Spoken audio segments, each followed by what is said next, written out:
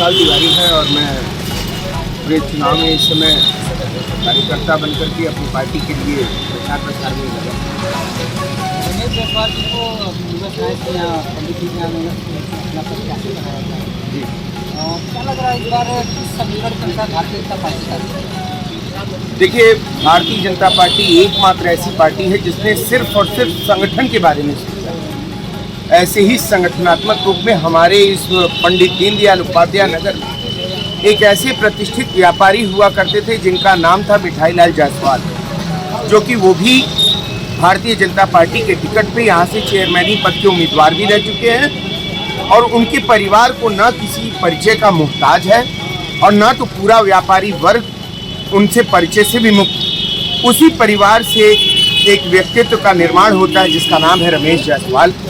उनकी पत्नी आज से 15 साल पहले यहाँ रेखा जायसवाल, जो कि नगर पालिका परिषद की क्या नाम है चेयरमैन भी रह चुकी हैं, और उन्होंने अथक प्रयास करके इस पंडित दीनदयाल की नगरी को जिस तरीके से सजाने का, लाइट व्यवस्था, सफाई व्यवस्था, मोबाइल ट्रांसफार्मर की व्यवस्था, जिस तरीके से हर एक कॉलोनियों में एक रोड के ऊपर फ्लक्चुएट करते हुए सोलर लाइट की व्यवस्था, हर जगहों पे पंप कैनाल की व्यवस्था, पानी की उचित पेयजल की पूर्ण व्यवस्था, साफ सफाई मशीन युक्त गाड़ियों के द्वारा, जेसीबीओं के द्वारा कूड़ा उठवाने का पूरा काम, डंपर, हर तरीके से मुस्तैदी के रूप में जिस तरीके से 2500 वार्ड को सफाई का एक प्रारूप का चेहरा दिखाने वाले रमेश जायसवाल आज हमारे विधायक पद के प्रत्याशी हैं। और हम सभी कार्यकर्ता इतने गौरवान्वित और इतना गर्व महसूस कर रहे हैं कि पार्टी ने एक ऐसे चेहरे को भेजा है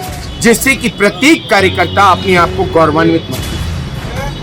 विपक्ष कह रहा है कि भारतीय जनता पार्टी, भाजपा के लोग इस बार डर गए हैं, इसलिए साधना सिंह को टिकट काट दिया है और यहाँ व्यापारियों को लुभाने के लिए एक वैश्य को। आपके इनमें दो सवाल उत्पन्न हो रहे हैं। एक, हमारे प्रत्याशी का टिकट काटना। हमारे प्रत्याशी का टिकट वो हमारा शीर्ष नेतृत्व तय करता है।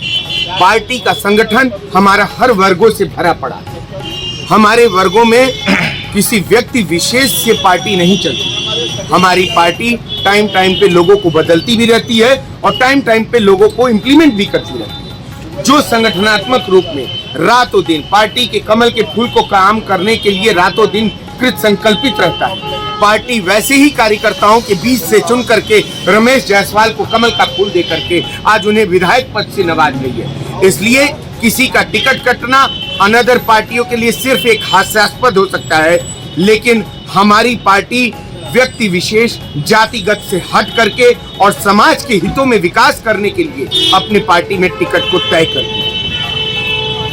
उत्तर प्रदेश अगर चुनाव देखा जाए तो यहाँ जातिगत वोटों का बहुत बड़ा बंटवारा होता रहता है, हर बार इस पे हर पार्टियाँ लगी रहती है। ऐसे में क्या लग रहा है इस बार भी जातिगत वोटों के लिए लड़ाई होगी? आपको एक बात बताना चाहूँगा, क्या श्री राम मंदिर किसी एक व्यक्ति विशेष का है? क्या वहाँ हिंदू, सिख, अन्य दल के लोग, हर बिरादरी के लोग क्या श्री राम मंदिर में किसी व्यक्ति विशेष की वजह से जाने जाते हैं? मर्यादा पुरुषोत्तम श्री राम की जन्मभूमि अयोध्या कितने सालों से विरत पड़ी हुई, खंडहर सा स्वरूप लेता जा रहा था। आज उस मंदिर के बगल में जितने नए कटरे निर्माण हुए हैं, कभी आप जा करके वहां देखिए कितने मुसलमानों को रोजगार में बढ़ावा मिला है।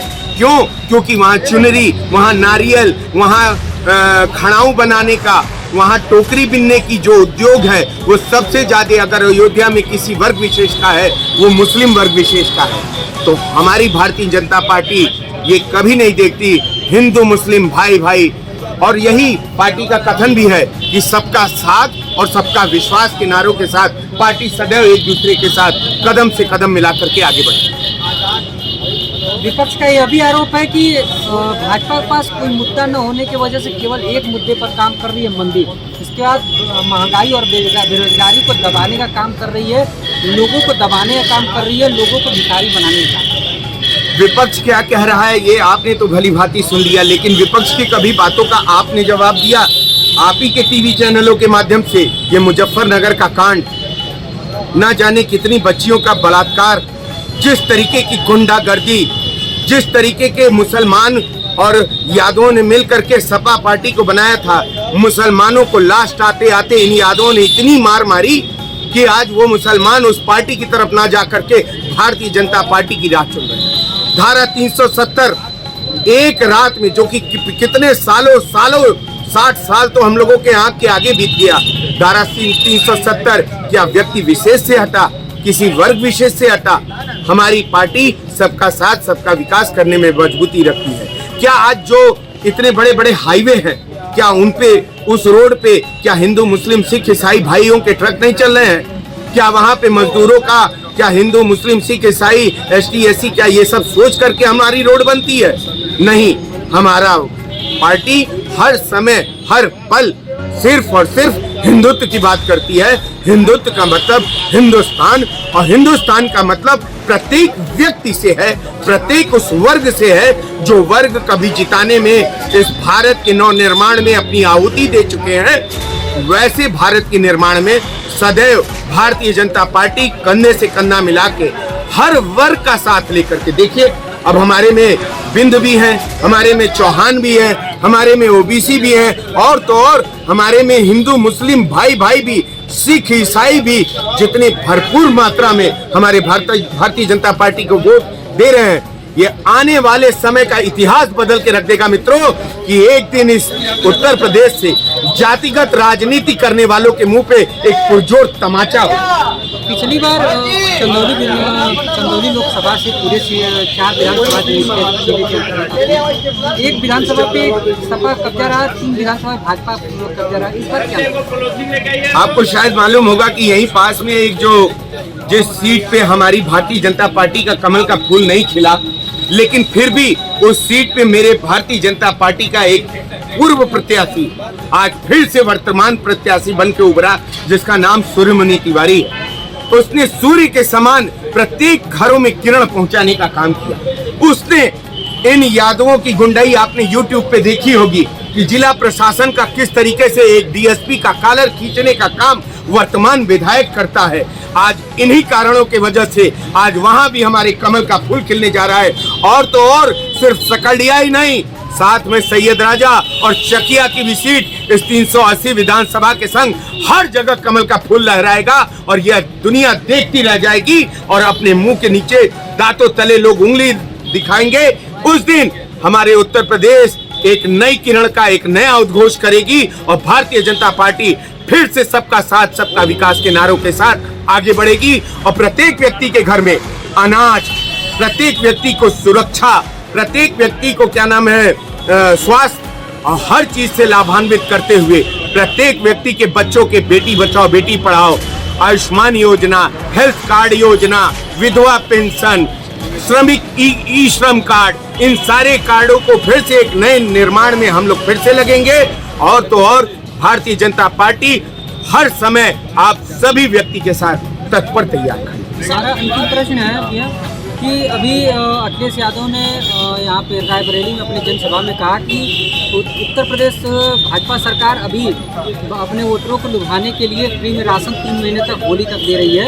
इसके बाद अगर समाजवादी पार्टी की सरकार बनती है तो राशन के साथ साथ 1 केजी सरसों के तेल एक साथ ही 1 केजी देसी घी देने का, जब तक सरकार रहेगी तब तक देने का, साथ ही साथ 300 यूनिट बिजली फ्री करने का बात। ये देसी घी खिला करके अखिलेश यादव सबका मक्खन निकाल लेंगे। और मैं ये बता देना चाहता हूँ कि कभी बुआ और बबुआ का भी समझौता हुआ था, न जाने कितने वादे किए थे। जनता ने इन लोगों के मुंह पे तमाचा मारा और सिरे से इन लोगों को एक तरफ खारिज कर दिया। क्या जवाब है बबुआ के पास?